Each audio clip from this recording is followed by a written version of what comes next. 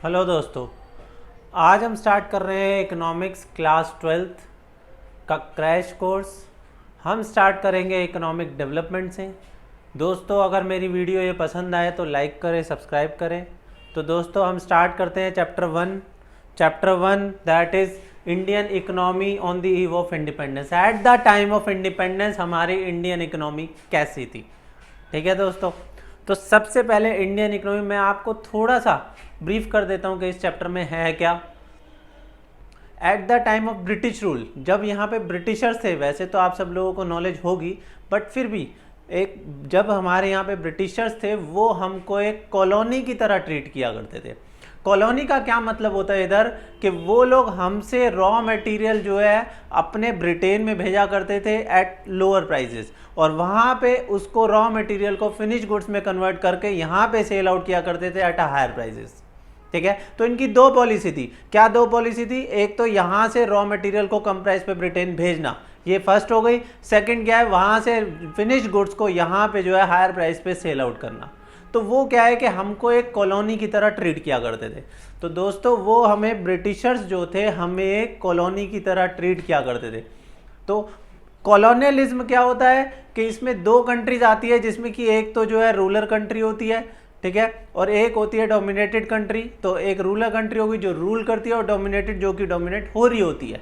ठीक है, तो अभी हमने जो है स्टार्ट किया है, तो आज ये चैप्टर स्टार्ट करते हैं। ओके दोस्तों, नाउ स्टार्ट करते हैं। सबसे पहले हमारा क्या आता है? कॉलोनियलिज्म। क्या आता है? कॉलोनियलिज्म। तो दोस्तों, कॉलोनियलिज्म होता क्या है? कॉलोनियलिज्म जो है एक सिस्टम है, किस चीज का? जिसमें पॉलिटिकल एंड सोशल रिलेशन, एक पॉलिटिकल और एक सोशल, ठीक है, political and social relation between two countries. दो कंट्रीज के बीच में हमारा पॉलिटिकल और सोशल रिलेशन होता है। दो कंट्रीज के बीच में पॉलिटिकल और सोशल रिलेशन होता है, जिसमें एक रूलर होती है एंड अदर इज कॉलोनी। जिसमें एक रूलर होती है एंड अदर इज कॉलोनी। तो colonialism refers to a system of political and social relation, political and social relation between two countries, जिसमें one is a ruler and other is a colony. ठीक है, colony मतलब समझ में आ गई ना, कि कॉलोनी मतलब उनको कॉलोनी की तरह ट्रीट करना। कॉलोनी मतलब यहां से रॉ मटेरियल ब्रिटेन भेजना एट द लोअर प्राइस, वहां से फिनिश गुड्स यहाँ पे सेल आउट करना एट द हायर प्राइस। तो ब्रिटेन हमको जो है, इंडिया को एक जो है कॉलोनी की तरह ट्रीट किया करता था। ओके दोस्तों, तो हमने जो है colonialism refers to a system of political and social relation between two countries of which one is a ruler and other is its colony. अब जो रूलिंग कंट्री होती है उसका खाली पॉलिटिकल कंट्रोल ही नहीं होता। जो सी रूलिंग कंट्री है उसका खाली पॉलिटिकल कंट्रोल नहीं होता, बल्कि क्या, he also determine the economic policies of the dominated country. वो इकोनॉमिक पॉलिसीज भी बनाता है डोमिनेटेड कंट्री की। ठीक है, जो सी रूलर कंट्री होती है उसका खाली कंट्रोल मतलब पॉलिटिकल कंट्रोल नहीं होता, बल्कि वो उसकी जो है इकोनॉमिक पॉलिसीज भी बनाती है। ठीक है, तो what is colonialism? Colonialism refers to a system between two countries. दो कंट्रीज के बीच में ये एक रिलेशन होता है, किस चीज का? पॉलिटिकल एंड सोशल रिलेशन, जिसमें से एक की रूलर होती है और सेकंड इज कॉलोनी। ठीक है, और जो सी रूलर कंट्री होती है उसका जो है पूरा पॉलिटिकल कंट्रोल के साथ साथ, एक तो पॉलिटिकल कंट्रोल होता है और उसके साथ साथ पॉलिटिकल कंट्रोल के साथ वो जो है डिटरमाइन करते हैं economic policies of the dominated country. क्या डिटरमाइन करती है? Economic policies of the dominated country. तो ये था दोस्तों हमारा कॉलोनियलिज्म। अब कॉलोनियलिज्म के बाद जो है दोस्तों हमारा आता है at the time of independence. ये पूरा chapter at the time of independence का है। इंडिपेंडेंस के टाइम पे जब ब्रिटिशर्स हम यहाँ पे राज किया करते थे, तो उस टाइम पर हमारी क्या कमियां थी, क्या नहीं थी, वो क्या किया करते, वो सब चीजें। तो अब उस टाइम पे at the time of independence हमारी जो नेशनल इनकम एंड पर कैपिटा इनकम थी वो क्या थी? बहुत ही लो लेवल की थी। ठीक है, at the time of independence हमारी जो है नेशनल इनकम और पर कैपिटा इनकम बहुत कम थी। लेकिन उस टाइम पे नेशनल इनकम कोई कैलकुलेट ही नहीं करता था। तो सबसे पहले ये कह रहा है economic condition of a nation can be judged with the, हमारी इकोनॉमिक कंडीशन कैसी थी किससे पता लगेगा? नेशनल इनकम से या पर कैपिटा इनकम से। हमारी इकोनॉमी की कंडीशन कैसी है किससे पता लगेगा? हमारी जो है एक तो नेशनल इनकम से और एक पर कैपिटा इनकम से। No sincere attempt was made by the British government ने कोई भी सिंसियर अटेम्प्ट नहीं किए थे इस नेशनल इनकम और पर कैपिटा इनकम को एस्टिमेट करने के लिए, ठीक है। But Dadabhai Naoroji, William Digby, VKRV Rao and RC Desai, Dadabhai Naoroji, William Digby, VK Rao and RC Desai थे जिन्होंने सबसे पहले जो है नेशनल इनकम को कैलकुलेट करने की सोची थी, एस्टिमेट करने की सोची थी। हाउएवर एस्टिमेट्स ऑफ जिनसे डॉक्टर VK राव है, इसके नेशनल इनकम और पर कैपिटा इनकम के ऊपर जो एस्टिमेशन है वो सबसे सही थे। इन चारों में से सबसे सही किसका था? Doctor VK Rao. Okay, now most of the studies reveal that country's growth of aggregate real output during first half of the, ये कह रहे हैं at the time of independence हमारी जो ग्रोथ रेट थी पर कैपिटा इनकम या नेशनल इनकम की, दैट इज ओनली 2% to 0.5%, मतलब 0.5% तक हमारी ग्रोथ थी बस, ठीक है, at the time of independence. तो दोस्तों हम कर रहे थे लो level of national income and पर कैपिटा इनकम। किससे पता लगता है? हमारी इकोनॉमी की इकोनॉमिक कंडीशन किससे पता लगती है? नेशनल इनकम और पर कैपिटा इनकम से। उस टाइम पर कोई एस्टिमेशन करता नहीं था, 4 लोगों ने एस्टिमेशन किया, Dadabhai Naoroji, William Digby, VK Rao and RC Desai. इनमें से सबसे ज़्यादा बेस्ट जो एस्टिमेशन था वो था डॉक्टर VK राव का, ठीक है। अब जो है इसके बाद जो है most of the studies revealed, क्या रिवील्ड कर दिया कि हमारी जो आउटपुट इंक्रीज हुई थी only at the time of independence only 0.5%, ठीक है। अब उसके बाद हम बताएंगे agriculture sector. Agriculture sector at the time of independence, agriculture sector at the time of independence during the pre British period, मतलब कि at the time of British period के टाइम पर जो हमारी इंडियन एग्रीकल्चर की कंडीशन थी वो जो है सेटिस्फैक्ट्री नहीं थी। एग्रीकल्चर सेक्टर हमारा सेटिस्फैक्ट्री नहीं था। 85% लोग जो है एग्रीकल्चर सेक्टर में इन्वॉल्व थे, 85% लोग जो है एग्रीकल्चर सेक्टर के ऊपर ही डिपेंड थे, ठीक है। तो इसमें क्या है? During the pre British period the condition of Indian agriculture was not at all satisfactory. Nearly 85% of the country's population, mostly in villages, and derived livelihood directly और इनडायरेक्टली फ्रॉम एग्रीकल्चर, मतलब directly या indirectly वो 85% लोग जो है अपनी income कहाँ से लेते थे? एग्रीकल्चर सेक्टर से। But at the time of British period हमारा जो एग्रीकल्चर सेक्टर था वो स्टैग्नेंट था। अब उसके रीजन बताएंगे। Main reason for stagnation in agriculture sector, agriculture sector हमारा उस टाइम पर क्या था? स्टैग्नेंट था। इंपॉर्टेंट क्वेश्चन है दोस्तों कि main reason for stagnation in agriculture sector, agriculture sector के स्टैग्नेंट होने के रीजन, एग्रीकल्चर सेक्टर के स्टैग्नेंट होने के रीजन दोस्तों, इसका मैंने वर्ड बनाया that is class CLLS। Agriculture sector के स्टैग्नेंट होने के क्या रीजन है? CLLS क्लास, ठीक है। सी से क्या आता है? Commercialisation of agriculture. सी से क्या आता है? Commercialisation of agriculture. अब दोस्तों एक कमर्शियलाइजेशन होता क्या है? कमर्शियलाइजेशन होता है कि अपने जो है सेल्फ कंजम्पशन के बाद जो चीज़ बच जाए उसको मार्केट में सेल आउट करना, दैट इज कमर्शियलाइजेशन। अपने सेल्फ कंजम्पशन के बाद जो भी हमारे पास आउटपुट बचेगी वो हम जो है मार्केट में सेल आउट करेंगे, that is commercialisation. Commercialisation agriculture means production of crops for sale in the market rather than for self consumption, ठीक है। इसको जो है कमर्शियलाइजेशन मतलब कमर्शियल मतलब मार्केट में सेल आउट करना। तो commercialisation of agriculture means production of crops for किसके लिए करना?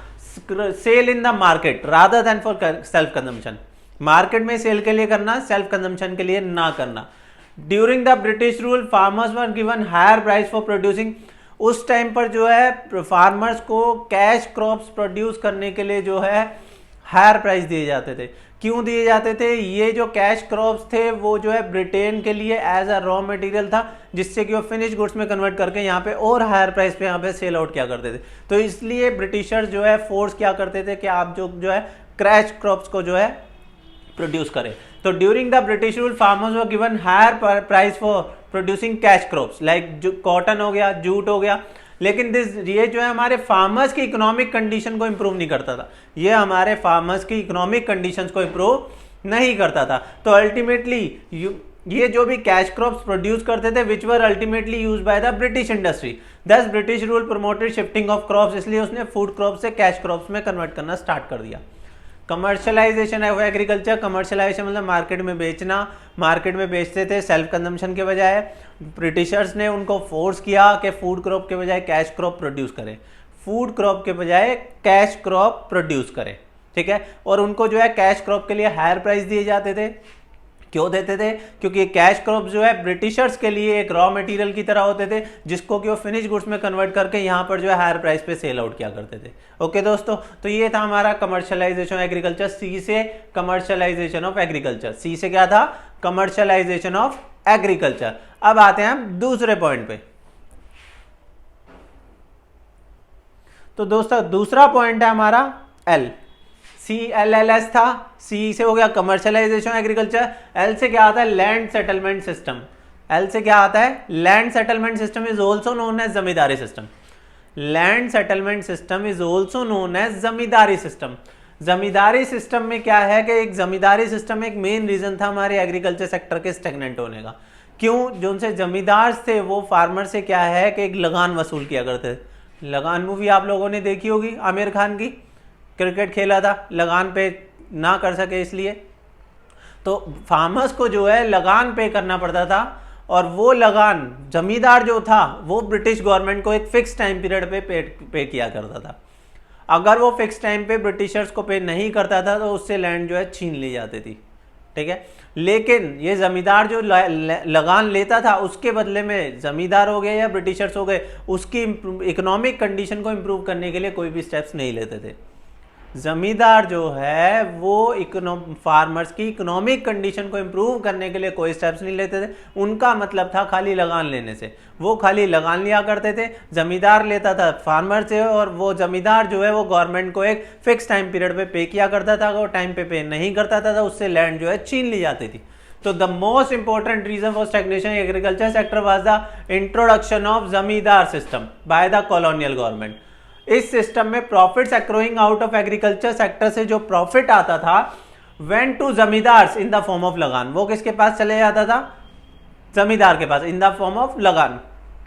जमींदार का मेन इंटरेस्ट क्या था? Only to collect the lagaan regardless of the economic condition of the cultivator. उसको कल्टीवेटर की इकोनॉमिक कंडीशन से कोई मतलब नहीं था। वो खाली क्या करता था? मेन इंटरेस्ट उसका क्या था? लगान को कलेक्ट करना। जमींदार का मेन इंटरेस्ट क्या था? लगान को कलेक्ट करना। Dates of depositing specified sum of lagan to British government were fixed, otherwise the जमींदार were to lose their right of land। अगर वो जो मैंने अभी बताया कि जमींदार को ब्रिटिश गवर्नमेंट को एक फिक्स टाइम पीरियड पे लगान देना पड़ता था, नहीं देता था तो उससे लैंड जो है ब्रिटिश गवर्नमेंट छीन लेती थी। तो the zamindar and colonial government did nothing to improve the condition of agriculture. Cultivators की इकोनॉमिक कंडीशन को इम्प्रूव करने के लिए दोनों ने, जमींदार या तो जमींदार, दूसरा कौन था? ब्रिटिश गवर्नमेंट, दोनों ने ही कल्टीवेटर्स की इकोनॉमिक कंडीशन को इंप्रूव करने के लिए कोई भी स्टेप्स नहीं लिए थे। फर्स्ट पॉइंट हमने सी से क्या किया था? Commercialisation of agriculture. क्या किया था? Commercialisation of agriculture. Second L से हमने क्या किया? Land settlement system. Second point क्या किया? Land settlement system. थर्ड हम क्या करेंगे? थर्ड भी हमारा एल था। L is low level of productivity. Third point क्या हमारा? लो लेवल ऑफ प्रोडक्टिविटी। अब क्या है कि वो जो है बैकवर्ड टेक्निक्स यूज क्या करते थे। जब बैकवर्ड टेक्निक यूज क्या करते थे जिसके कारण उसकी प्रोडक्टिविटी बहुत ही ज्यादा कम थी, ठीक है। तो लो level of technology, irrigation facilities नहीं थी एंड नेग्लिजिबल फर्टिलाइजर का भी यूज नहीं कर सकते थे। क्यों नहीं कर सकते थे? उनके पैसा ही नहीं था। जैसे कि आप लोगों ने सुना होगा HYV सीड्स, ग्रीन रेवोल्यूशन आया था HYV सीड्स के कारण, बट वो HYV सीड्स जो है वो महंगे हुआ करते थे। उसके लिए गवर्नमेंट उनको जब तक सब्सिडीज नहीं देती थी उन लोगों ने उसको एक्सेप्ट करना स्टार्ट नहीं किया था। तो लो लेवल ऑफ टेक्नोलॉजी थी, एग्रीकल्चर इरिगेशन फैसिलिटी नहीं थी, फर्टिलाइजर का नेग्लिजिबल यूज था जिसके कारण प्रोडक्टिविटी क्या थी? कम थी। The cultivator had neither the means nor, ना तो उसके पास कोई मीन्स थे, मीन्स मतलब होता है साधन, उसके पास ना तो कोई मीन्स थे ना ही उसको कोई इंसेंटिव दिया जाता था उसको इम्प्रूव करने के लिए, प्रोडक्टिविटी बढ़ाने के लिए, मतलब इन्वेस्ट करने के लिए। अगर कोई भी फार्मर अगर लैंड के ऊपर इन्वेस्ट करता था तो उसको जो भी इन्वेस्ट कर रहा है एटलीस्ट उससे कुछ प्रॉफिट तो चाहिए, लेकिन उसको उसके बदले में कोई भी इंसेंटिव नहीं दिए जाते थे। तो डिफिकल्ट टू इंट्रोड्यूस, इसलिए मॉडर्न टेक्नोलॉजी वहां पे जो है इंट्रोड्यूस करने में बहुत प्रॉब्लम आ रही थी। क्यों? क्योंकि जमींदार ने कुछ करना नहीं था, ब्रिटिश गवर्नमेंट ने कुछ करना नहीं था, कल्टीवेटर के पास पैसा नहीं था, जिसके पास पैसा था वो लगाना नहीं चाहता था। क्यों नहीं लगाना चाहता था? क्योंकि उसको उससे कोई इंसेंटिव नहीं आने थे। ठीक है, तो फर्स्ट पॉइंट सी से हमारा क्या था? Commercialisation of agriculture. सी से क्या था? Commercialisation of agriculture. एल से क्या था हमारा? Land settlement system which is also known as zamindari system. Third हमारा क्या है? Low level of productivity. क्या है? Low level of productivity. ये हम किसके पॉइंट्स कर रहे हैं? भूल गए? किसके पॉइंट्स कर रहे हैं? एग्रीकल्चर सेक्टर के स्टैग्नेंट होने के रीजन है। एग्रीकल्चर सेक्टर के स्टैग्नेंट होने के रीजन दैट इज CLLS। सी से कमर्शियलाइजेशन ऑफ एग्रीकल्चर, सी से कमर्शियलाइजेशन ऑफ एग्रीकल्चर, एल से लैंड सेटलमेंट सिस्टम, दूसरे एल से लो level of productivity, low level of productivity. अब हमारा एक रह गया एस। अब हम करेंगे S. S is scarcity of investment, के इन्वेस्टमेंट की कमी होना। मैंने अभी बताया कि जमींदार इन्वेस्ट क्यों नहीं करते थे? क्योंकि उनको कोई मतलब ही नहीं था, वो तो कहते थे लगान चाहिए। ब्रिटिश गवर्नमेंट वो इकोनॉमिक कंडीशन इंप्रूव करना नहीं चाहती थी। और जो फार्मर्स थे वो इन्वेस्ट क्यों नहीं करते थे? क्योंकि उसके बदले में उन्हें कोई इंसेंटिव नहीं मिलता था। तो scarcity of investment, India's agriculture was facing scarcity of investment in flood control and drainage. Some farmers change their cropping pattern from food crop to commercial crop. Commercial crop that is cash crop, जो कि Britishers जो है as a raw material use किया करते थे। तो a large section of tenant, small farmer and share croppers, ना तो उनके पास रिसोर्सेज थे, ना ही टेक्नोलॉजी थी, ना ही उनको इंसेंटिव मिलते थे इन्वेस्ट करने के लिए एग्रीकल्चर सेक्टर में। ठीक है, हाँ। अब शेयर क्रॉपिंग क्या होता है दोस्तों? ध्यान देना। शेयर क्रॉपिंग, शेयर क्रॉपिंग क्या होता है कि is a form of agriculture in which a land owner allows tenant, वो जो है अपने टेनेंट को अलाउ कर देता था कि भाई तू मुझे पैसे मत दे, तू जो भी क्रॉप्स प्रोड्यूस करेगा उसका एक शेयर मुझे दे दे। शेयर क्रॉपिंग मतलब क्रॉप्स का शेयर दे देना। ठीक है, तो इसमें टेनेंट को अलाउ कर देता था कि भी वो जो है उसमें से जो भी क्रॉप्स प्रोड्यूस होगी उसका एक शेयर जो है उसे किसको? अपने जमींदार को पे करना पड़ेगा। तो share cropping is a form of agriculture in which a land owner allows tenant to use the land in return for share of the crops produced on their portion of land. एक land के portion पे जितना भी produce करेगा उसका एक part उसको crop की फॉर्म में जमींदार को पे करना पड़ेगा, दैट इज शेयर क्रॉपिंग। अभी हमने किया क्या? एग्रीकल्चर सेक्टर के स्टैग्नेंट होने के रीजन, एग्रीकल्चर सेक्टर के स्टैग्नेंट होने के reason that is CLLS, CLLS class. Agriculture sector के स्टैग्नेंट होने के रीजन CLLS। सी से कमर्शियलाइजेशन ऑफ एग्रीकल्चर, सी से कमर्शियलाइजेशन ऑफ एग्रीकल्चर, कमर्शियलाइजेशन मतलब मार्केट में बेचना rather than for self consumption. L से क्या आता है? लैंड सेटलमेंट सिस्टम लाइक जमींदारी सिस्टम। तीसरे एल से लो लेवल ऑफ प्रोडक्टिविटी, प्रोडक्टिविटी क्यों कम थी? टेक्नोलॉजी सही नहीं थी, इरिगेशन फैसिलिटीज नहीं थी। और लास्ट क्या आता है हमारा? एस से स्कार्सिटी ऑफ इन्वेस्टमेंट, इन्वेस्टमेंट कोई करना नहीं चाहता था क्योंकि उसके बदले में इंसेंटिव नहीं मिलते थे। तो दोस्तों अगर ये वीडियो आपको पसंद आई हो तो लाइक करें, सब्सक्राइब करें। जल्दी मेरी दूसरी वीडियो आएगी, उसका वेट करें। पूरा कोर्स आप लोगों को इकोनॉमिक्स का और बिजनेस स्टडीज़ का भी मैंने एक क्रैश कोर्स स्टार्ट किया है, वो भी आप देख सकते हैं। तो ये हमारी फर्स्ट क्लास थी। मैंने इकोनॉमिक डेवलपमेंट इसलिए ली है जिससे इकोनॉमिक डेवलपमेंट बच्चों को लर्न करने में बहुत प्रॉब्लम आती है। तो मेरा मेन मोटिव क्या है कि आप लोगों को ये सारे पॉइंट्स लर्न कराना, आप लोगों के दिमाग में बैठ जाए कि इसका जो है इस टॉपिक के ये पॉइंट है, इस टॉपिक के ये पॉइंट है। अंदर तो बच्चा कुछ ना कुछ लिख ही आता है, बाकी हाँ उसकी भी पूरी नॉलेज मैं आपको दूंगा। ओके दोस्तों, पसंद आया तो लाइक करें, सब्सक्राइब करें।